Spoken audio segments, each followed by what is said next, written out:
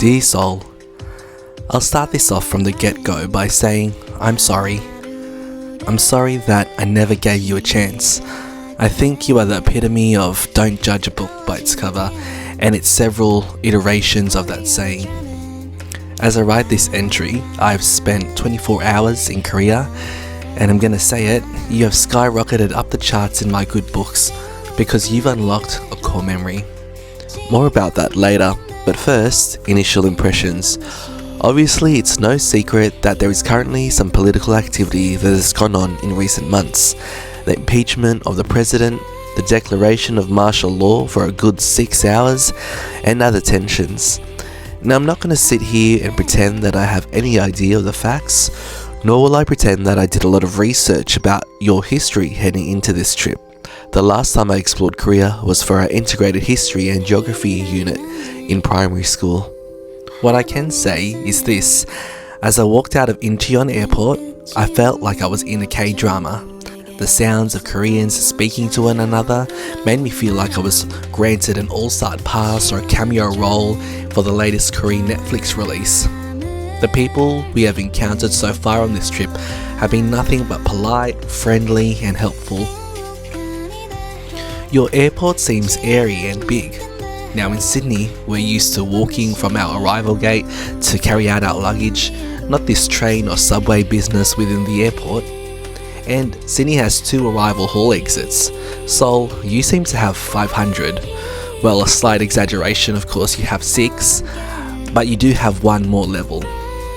We had a quick coffee to get over our jet lag from the overnight flight before heading to the station. The train ride into Seoul was slow but scenic. Your spaces are so vast, so big, and so full of colour. Your public transport system is quite easy to follow with signs in Korean and translated into the English alphabet. From the moment we stepped off the train and onto the streets of the Jongno district, the K-drama feels continued, coupled with the cool, negative temperatures.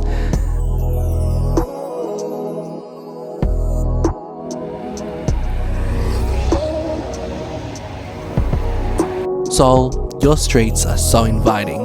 The moment we dropped off our luggage at our accommodation, our adventures began straight away. One of the immediate things I noticed is how rich your culture is, spanning hundreds and hundreds of years. There were plenty of times throughout the past 24 hours that we had happy incidents of stumbling across a palace, a museum, or a place of cultural importance. It felt like we were stopping at almost every street or corner. There were so many times that I just needed to stop, marvel, and take it all in and immerse in the experience, because it truly is phenomenal to read up about the different dynasties and stories from your past. A royal residence that was created for a young king and his family, a historical village dating back 600 years, which was home to high-ranking government officials, multiple museums dedicated to preserving and showcasing the daily life and cultural history of the Korean people throughout their different dynasties. So everything you brought to the table today was just so historically and culturally rich.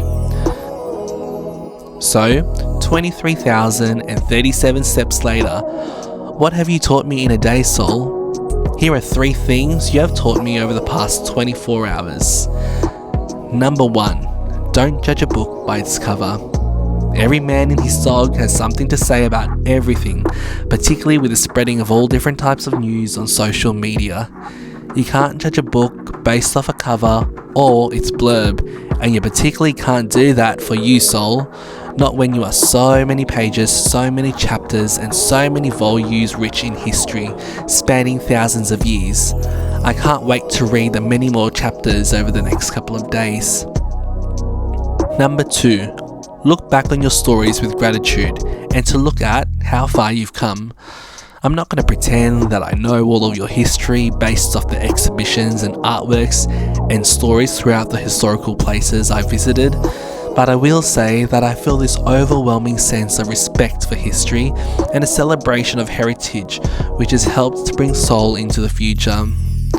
Now, there are times throughout my life that I wish I could erase a couple of experiences, a friendship breakdown, a humiliating accident, an awkward social situation, but these are the things that have shaped me and have developed the fibers of who I am.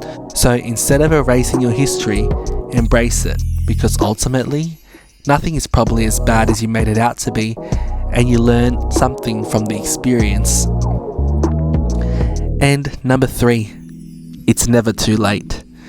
It's not too late to read a new book, to review or change an idea or an opinion that you had, because you may find yourself opening up a whole new journey or unlocking a whole new core memory. So, I haven't seen snow in the 31 years of my existence, and throughout today, I'd been anticipating the weather forecast, and it said that it would briefly be snowing throughout the afternoon. As I sat by the windowsill and watched in anticipation, nothing happened. And then, all of a sudden, in the most spontaneous turn of events, we went upstairs to the terrace of our accommodation, and it happened. And in my excitement, I needed to call my parents and to tell them, because I know they know that I had never seen snow. So Seoul, I know we just met, and I know I'm only here for a short time, but I'm here for a good time, and that's what you've given me in 24 hours and more. Thank you, Seoul. I'm loving getting to know you.